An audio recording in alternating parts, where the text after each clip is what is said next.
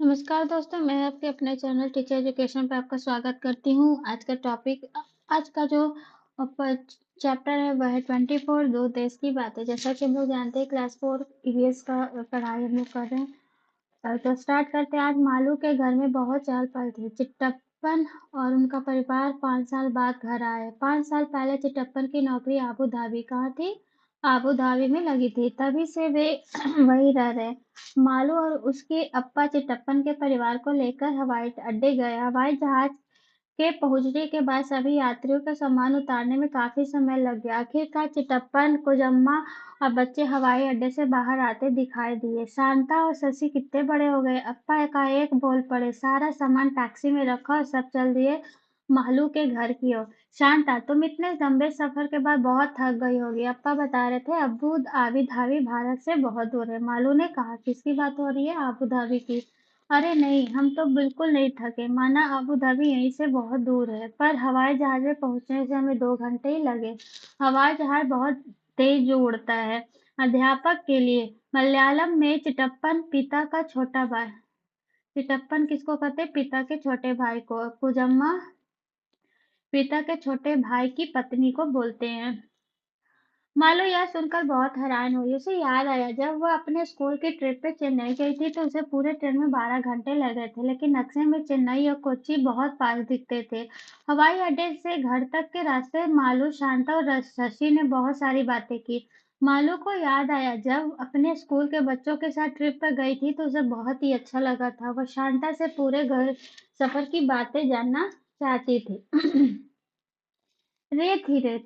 मालू ने पूछा, क्या तुमने हवाई जहाज से बहुत सी मजेदार चीजें देखी? हाँ, ज्यादातर हवाई जहाज से बादल ही बादल दिखाई दिए, किंतु क्योंकि हवाई जहाज बादलों से बहुत ऊपर उड़ रहा था। इससे पहले कुछ समय तक नीचे रेत ही रेत दिखाई दी, पर रेत का रंग बदला, कभी सफेद, कभी भूरा, कभी पीला, लाल, काला। यानी कि रेत किस किस कलर का हो सकता है? सफेद, भूरा, पीला, लाल या काला। कभी कभी रेत के पहाड़ भी दिखाई दिए। नीचे दी गई दिखाई देनी बंद हो गई। शांता बोली, इन्हें रेत के टीले भी कहते हैं। शशि ने आगे कहा, मैं तो केवल समुद्र के किनारे ही रेत देखी है। मालू बोल पड़ी, तभी तो तुम्हें आबू धाबी जरूर आनी चाहिए। चिटप्पन बोले। उन्होंने बताया, आबू धाबी और आसपास के देश रेगिस्तानी इलाके में है। शहर से थोड़ी दूर ही जाओ तो चारों ओर दूर दूर तक रेत ही रेत दिखाई देती है। न कोई पेड़, न कोई हरियाली, केवल रेत। केरल में बने अपने घर के आसपास की हरियाली और ठंडे को मैं बहुत याद करती थी। यानी केरल का मौसम कैसा होता है? हरियाली और ठंडे पानी को। अब यहाँ आकर बहुत अच्छा लग रहा है, कुजम्मा बोली। बारिश कैसी होती है यह बात तो शांता और शशि भूल गए थे। क्यों? क्योंकि वो आबू धाबी में थे। आबू धाबी में कोई भी बारिश नहीं होती। वैसे भी रेगिस्तान में बारिश नहीं होती है।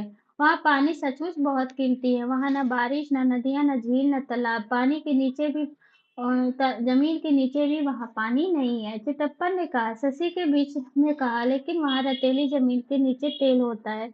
वहाँ क्या होता है? तेल होता है। भारत में नीचे क्या होता है? जमीन के नीचे पानी। और आबू धाबी में जमीन के नीचे क्या होता है? तेल।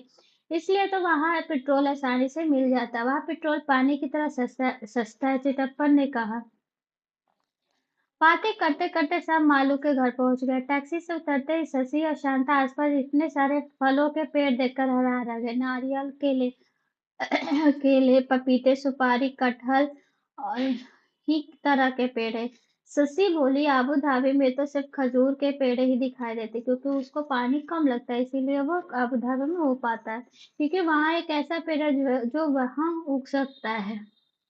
कितने सुंदर तोहफे और फोटो। सबने सबसे मिलने के बाद कुजम्मा ने अपने बैग और कैंची खोले। फिर सभी के लिए तोहफे लाई थी, खजूर भी, मीठे मीठे और स्वादिष्ट।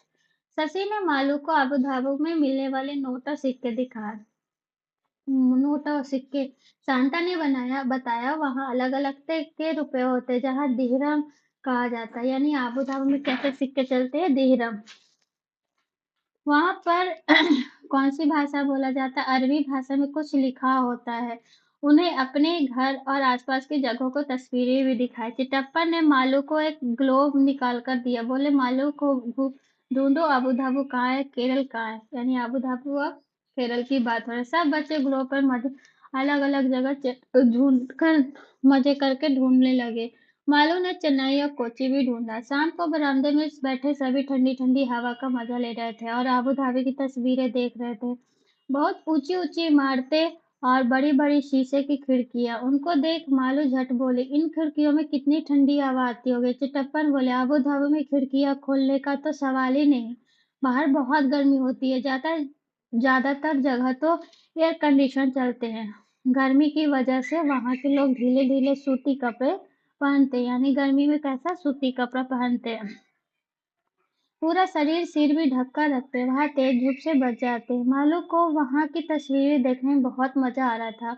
उसे कितनी सारी नई नई बातें भी सुनने के लिए मिल रही थी। वह हर तस्वीर से अपने शहर की तुलना भी कर रही थी। उसने सोच लिया कि वह आबू धाबी की एक रिपोर्ट भी अपनी कक्षा में तैयार करेगी। चर्चा करो। तो रेगिस्तान में इलाके में पेड़ पौधे कम क्यों होते? क्योंकि वहाँ पानी कम होता है। क्या तुम्हारी जान पहचान के कोई व्यक्ति किसी और देश के रहते हैं? तो ये बच्चों को वर्कशीट दिया गया। मूल्य 10 रुपया, 20 रुपया, 100 रुपया, 200 रुपया, 500 रुपया। ये बच्चों को करना है। तो ये था ये आपका देख लेते हैं कुछ है क्या है पढ़ने के लिए। नहीं, यहाँ पे नहीं है। देखिए अलग अलग देश का है। आपका देश में चलता है, अलग अलग पैसे हैं। ऐसा नहीं कि यही पैसा लेके आप पूरे इंडिया में घूम जाओ, नहीं। यही सारे सारे देश के लिए अलग अलग नोट यहाँ पे दिए गए। तो आई होप आपको ये चैप्टर बहुत पसंद था। अबू धाबी की बात था। अबू धाबी की बात था जहाँ पे वो मालू के घर में बहुत जल्द से टप्पन क्यों चिटप्पन घर आया था। कहाँ जाता था? Abu Dhabi. इसका इसमें कौन सी करेंसी चलती थी? दिरहम। तो अगर आपको अच्छा लगा वीडियो तो प्लीज लाइक शेयर सब्सक्राइब कीजिएगा। Thank you and have a good day.